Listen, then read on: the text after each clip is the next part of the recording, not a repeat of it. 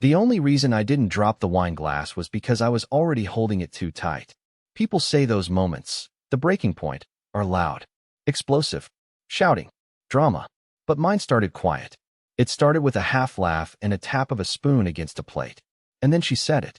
I mean, let's be real, if I wanted passion, I wouldn't have gotten engaged to Keith. That's my name.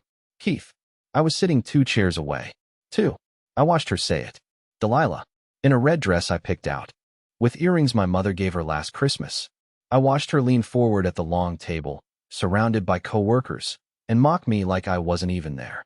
Like I was just a piece of furniture someone accidentally pulled up to the dinner. And she laughed. Not a little nervous laugh. A full, performative one. The kind she uses when she wants the room to love her. The others laughed too. One guy actually said, "Ouch, poor guy." I smiled. That's the worst part. I actually smiled. I've always been the guy who lets things slide. I used to think it made me mature, strong, that if I didn't react, I was the bigger person. But in that moment, I realized something horrifying. Nobody in that room feared losing me. Not even her. She caught my eye right after she said it. Held the stare for maybe 2 seconds. Long enough to know I heard. Then she went back to her risotto. So I waited. Fork in hand, glass in the other, pretending to care about dessert. Then I stood up. No speech. No toast. No yelling. Just 4 words. We're not getting married. I set the glass down. Still half full. Still unbroken. Unlike me. And then I walked out, leaving behind the applause, the chandeliers, the woman I thought I'd spend forever with, and the secret she didn't know I had. Because she wasn't the only one keeping things hidden. I didn't slam the door. I didn't make a scene. I didn't even walk fast. I just left. Past the dessert trays. Past the guy with the violin who stopped mid-note when he realized something real was happening for once. My shoes tapped against the polished marble floor like I had somewhere else to be. I didn't make it far before I realized I'd left my phone on the table. You'd think I would have let it go. Let her deal with it. Let someone hand it to me awkwardly later. But no. I turned back. Maybe a part of me wanted to see her face. Maybe I just wanted to hear her say my name, to call me back, to ask if I meant it. But she didn't even notice I was gone. I stopped in the hallway outside the ballroom. The door was cracked open just enough. And that's when I heard it. She wasn't crying. She wasn't chasing me. She was laughing. I didn't think he'd actually do it, she said, in that voice she used when gossiping on speakerphone without caring that I was in the next room. Then someone, male voice, familiar but I couldn't place it, chimed in. Honestly, you dodged a bullet. He's like a walking beige warning label. She laughed again. I only said yes because my mom kept asking when I'd settled down. He was convenient. You know? Convenient. That word. It hit harder than the mockery. Harder than the joke about passion. Harder than anything I'd ever heard from anyone I trusted. I should have walked away again. I should have been mature. But instead, I stood there, frozen outside the door like some underpaid waiter, listening to my fiancé describe me like expired milk. Then someone said something that chilled me to the bone. You're free now, D. So, Vegas next weekend? Vegas. She giggled. No denial. No hesitation. Just giggles. I left before I heard her answer. Not because I didn't want to know, but because I already did. It was in her tone. In the timing. In how fast she moved on. Faster than I could blink. On the elevator ride down, I stared at my reflection in the chrome walls. I looked like a man who just lost everything. The tragic punchline to a joke I didn't know I was in. But something else started rising in me on that ride. Not rage. Not heartbreak. Clarity. They thought I was done. They had no idea what I still hadn't told her. And believe me, what came next wasn't something she, or anyone at that party, was ready for. I didn't sleep that night. Not because I was heartbroken, though I was. Not because I was humiliated, though I absolutely was. But because the part of me that had tolerated being overlooked, disrespected, minimized, that part had finally gone quiet. And something else had taken its place. Something sharper. Something patient. I paced my apartment like a ghost. Her coat was still hanging on the hook by the door. Her perfume was in the bathroom. Her spare toothbrush, still damp, sat accusingly in the cup beside mine. She hadn't come back. Not that night. Probably not alone. I imagined the laughter, the drinks, the cheap hotel room. I imagined her thinking I was licking my wounds. What she didn't know, what no one knew, was that I had already begun preparing for the worst weeks ago. It started small. The way she started keeping her phone face down. The sudden work trips that weren't on her calendar. The gaslighting when I brought up little changes.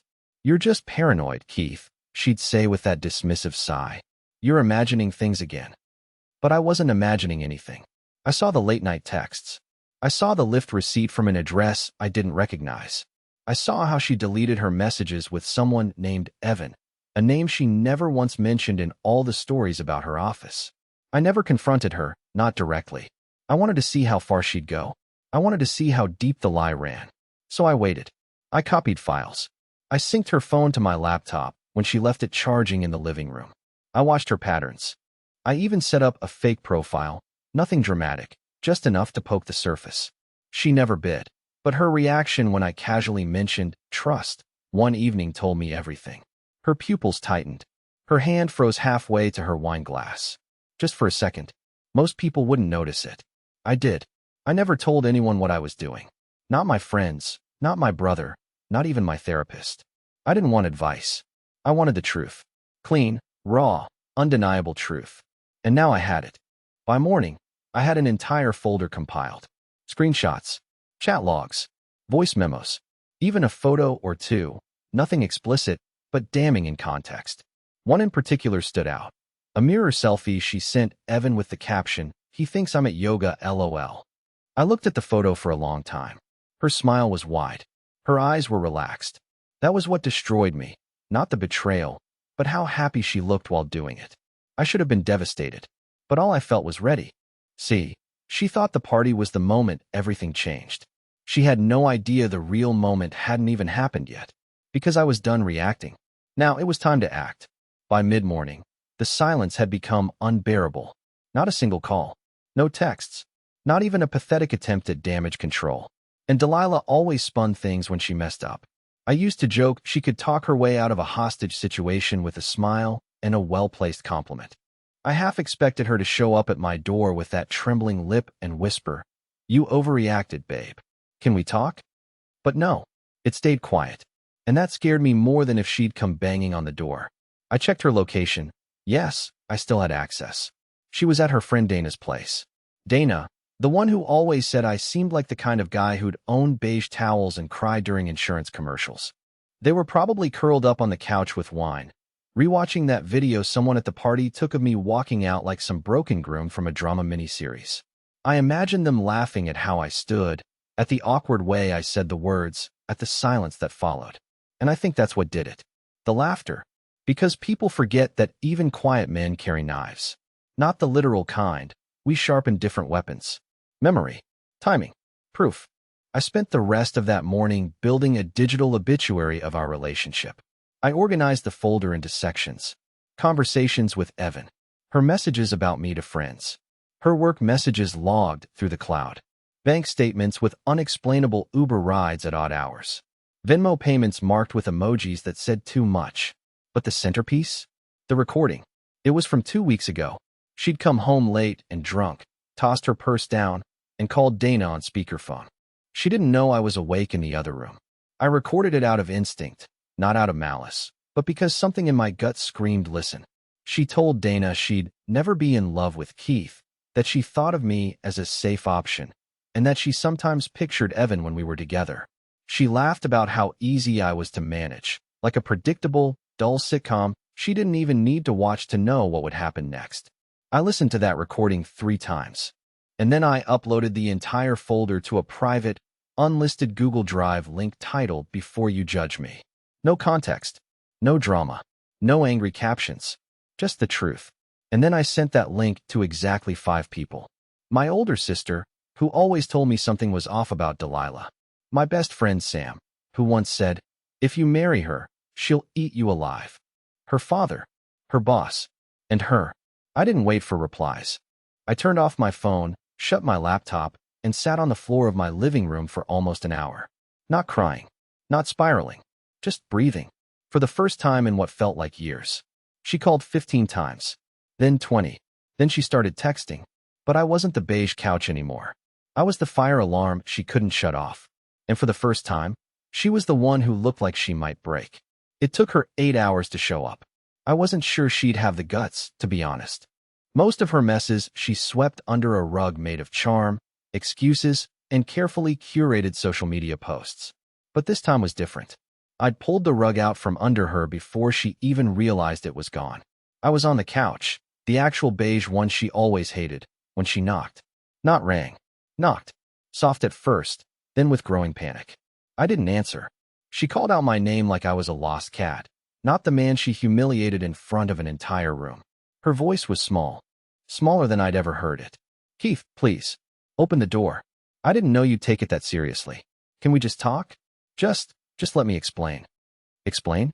The same woman who laughed with her coworkers while comparing me to a boring piece of furniture now wanted a platform to explain? I didn't move. I just listened. Her voice cracked. Keith, you're scaring me now. Please don't do something stupid. Okay, please. Stupid. That's what she thought of me. Even now. Even after everything. She wasn't worried about me. She was worried about her version of me. How I might mess things up more than I already had by embarrassing her further. She was scared that I was unpredictable now. Uncontrollable. A story she couldn't rewrite. She sat outside that door for 20 minutes. Then silence. And then, the sobbing started. Not the performative sniffle she used to deploy during arguments when she knew I was close to making a point. This was different. Raw. Panicked. She was unraveling, and I could feel it through the floorboards.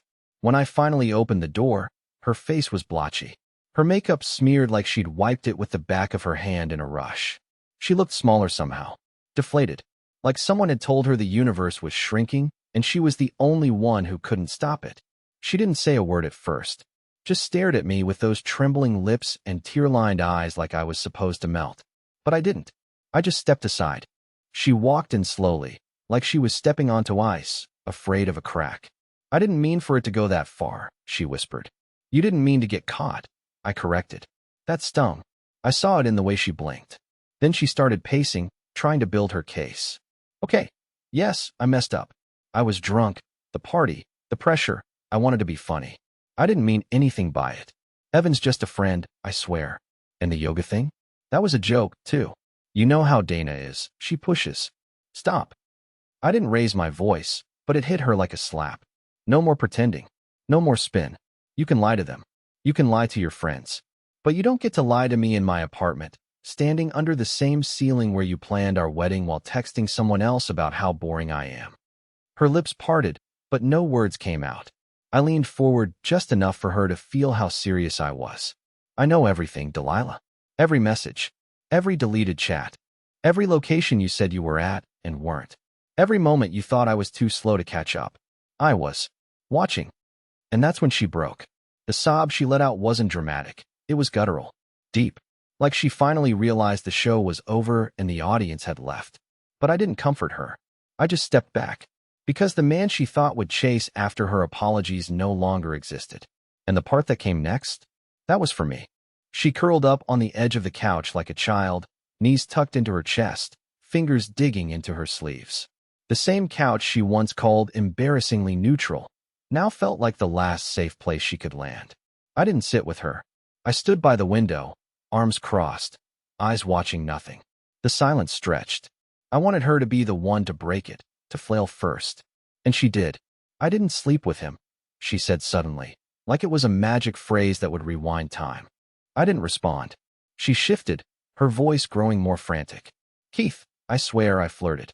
I was stupid, but I never crossed that line. It was just messages, attention. I was feeling lost, and you.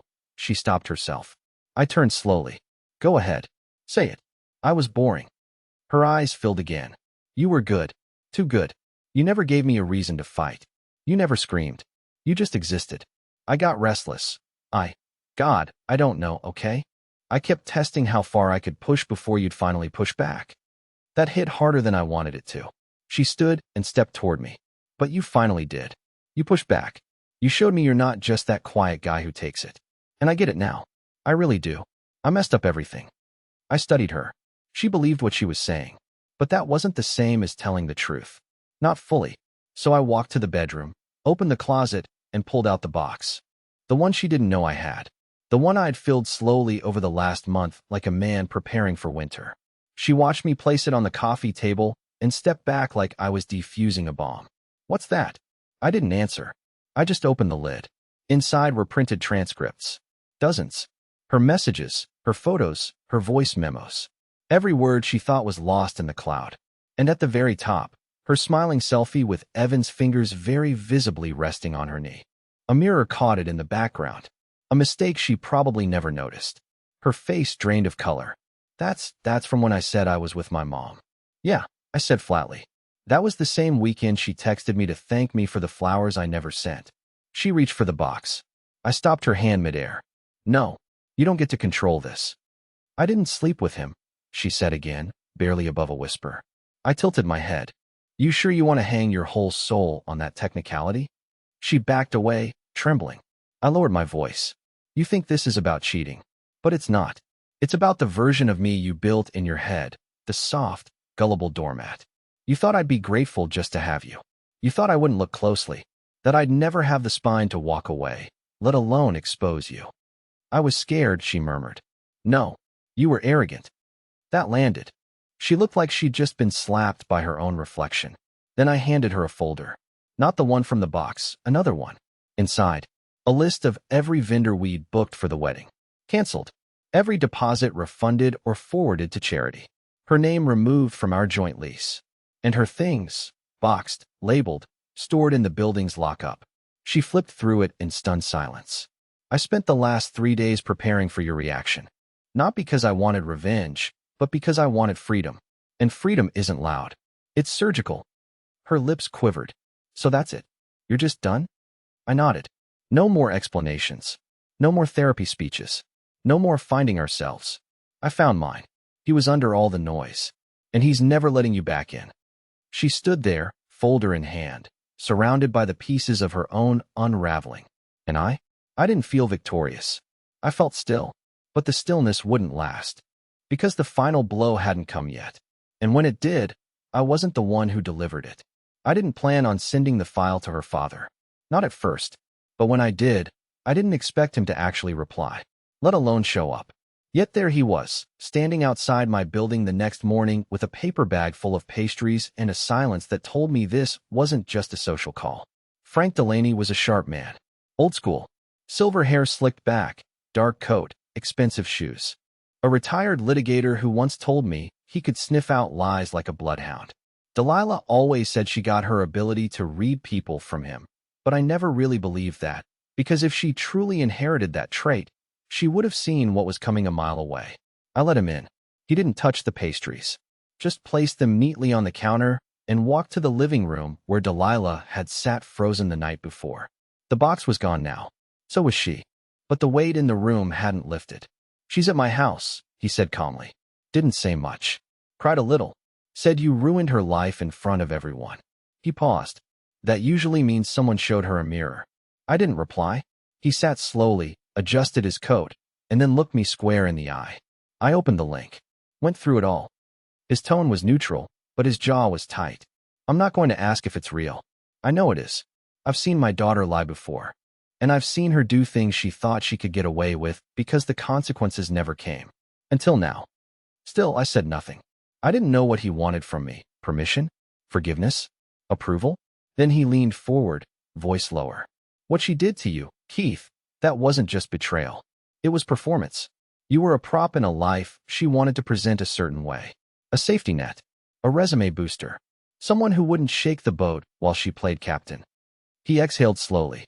But you did. You flipped the whole thing. I swallowed hard. So why are you here? He stared at me a moment longer, and then opened the leather folder he'd brought with him. Inside was a handwritten letter, folded carefully, and a stack of printed screenshots. But not my screenshots. These were new. Photos of Delilah and Evan. Kissing. Holding hands. From a coworker's birthday party 2 months ago. Then another. A receipt for a hotel room. Booked in my name. Billed to her card. A message thread between her and Dana, where she laughed about how she was training Keith to expect nothing. It felt like being stabbed with new blades, but I kept my expression steady. Frank tapped the folder. You were right not to trust her, but you didn't even know half of it. I leaned back, mind racing. He slid the folder across the table to me. Use this however you want. Legal, personal, or not at all. I just thought you deserved the full picture before you close this chapter. And then, for a long moment, he looked almost ashamed. She fooled me too, he muttered. Raised that girl thinking charm was currency. That image outranked integrity. I thought I was teaching her how to survive. Maybe I was just teaching her how to win ugly. I didn't know what to say to that. So I said the only thing that felt real. She told people I was a couch. Frank snorted once, dark and bitter. And now she's the one left sitting. He stood, straightened his coat, and nodded toward the door. Take care of yourself, son. You're not a victim in this. You're the one who walked away standing. And then he left. The door clicked shut behind him. I stared at the folder in front of me, unsure whether to open it again or burn it. I didn't need more proof. I didn't need more pain. But I did need to know one thing. How far had she really planned to take it? Because in that moment, something shifted again. This wasn't just about heartbreak anymore. This was about erasure. She hadn't just cheated. She had tried to rewrite me into nothing, into a beige blur. But now I was a man with pages. And the final one hadn't been written yet. It took me 3 days to decide what to do with the folder. 3 days of pacing past it, pretending I wasn't thinking about it every second. I didn't want revenge. Not really. I didn't want to humiliate her the way she humiliated me. That would just make me another version of her. A person who sees pain as leverage. But I also couldn't pretend it hadn't happened. That it hadn't changed me. Because it did. I didn't share the new evidence. I didn't leak the photos. I didn't send her boss a follow-up message or post some long, bitter tell-all. I did one thing, and one thing only. I wrote a letter. It wasn't for her. Not really. It was for me. For the man who used to sit in the corner of every room, smiling through insults, laughing at jabs, mistaking tolerance for strength. The man who thought loyalty meant silence. I wrote to him, and when I was done, I printed it, folded it, walked it across town in the early morning haze. I dropped it into Delilah's mailbox. I don't know if she ever read it. I don't care. It wasn't about her anymore. Because the real ending didn't come with tears or shouting or some grand final confrontation. It came on a Tuesday afternoon, sitting in a quiet cafe, sipping bitter coffee out of a chipped mug, watching strangers live their lives around me. And for the first time in years, I wasn't waiting for someone to notice me. I wasn't trying to be interesting enough, passionate enough, loud enough. I was just there, fully, not a placeholder, not a backup plan, not a couch. I reconnected with old friends I'd pushed away when I'd been so wrapped up in trying to impress her world. I dusted off the small business idea I shelved a year ago, thinking it wasn't ambitious enough for the kind of woman she claimed to be. I called my sister more often. I even bought a new couch, navy blue, with obnoxiously soft pillows, and I sat on it like it owed me something. And then one morning, I got a message. Not from Delilah. From a woman I used to work with. We hadn't spoken in over a year. She wrote, "Hey, I heard what happened. I just wanted to say, I saw the way she spoke to you back then. I should have said something. I'm sorry. But also, you handled it with class. If you ever want to grab a coffee and talk about literally anything else, I'm around." We met the next day. She didn't ask about the drama. She didn't pry. She just smiled and made me laugh so hard I nearly snorted my drink. And for the first time since everything exploded, I realized I wasn't just healing. I was free. Because in the end, I didn't destroy her. I didn't bury her name or chase her down. I simply walked away with the truth in one hand and my future in the other. And when you've spent your whole life being underestimated, that kind of peace feels louder than revenge ever could.